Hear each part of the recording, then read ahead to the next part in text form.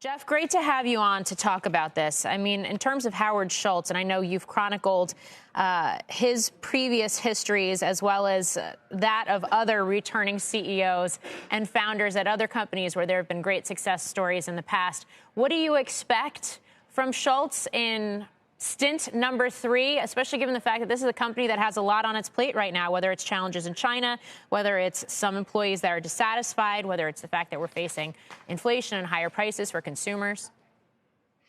Thank you very much. It's a delight to be back with you, Morgan. And I think that we're expecting a lot of magic from Howard. It'll be an awful lot of pressure on him. I think the symbolic move of the stock buyback cancellation, of course, that the market was not thrilled to hear about, was certainly a signal to the workforce and to Senator Bernie Sanders and others that he's certainly trying to rework the relationship with labor. He's forged a great bond with his workforce previously, and he has a reputation for not wanting a third party in there.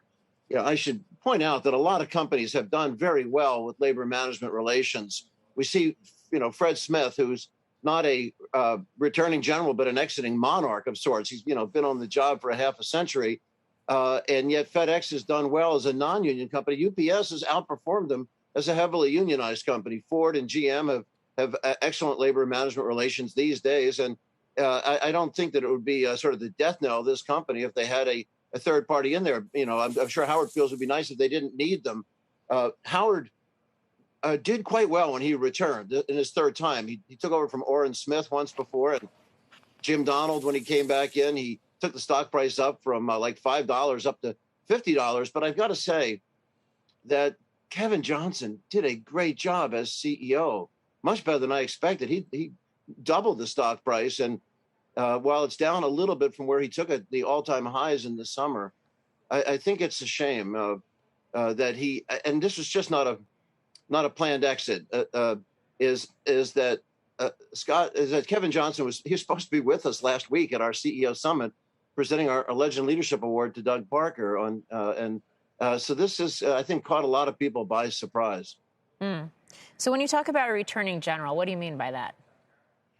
Well, there are people who exit gracefully in a planned succession where you have somebody from within groomed, like we saw with Doug Parker at American Airlines. He's an excellent successor. Craig Menear at Home Depot, an excellent successor. These are recent successions that are much more ambassadorial. They're sort of passing off. There are some where people go off to, stay on for decades and decades, like, Coach K just stepping down, after, 40 some years or whatever. And we've seen similarly, as you mentioned, Fred Smith at FedEx, really long tours as a monarch.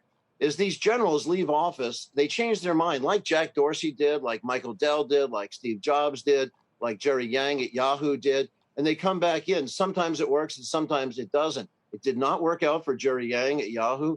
It did not work out, obviously, for Jack Dorsey in any magic at Twitter. The stock was pretty much where it was when he stepped back in by the time he stepped back out.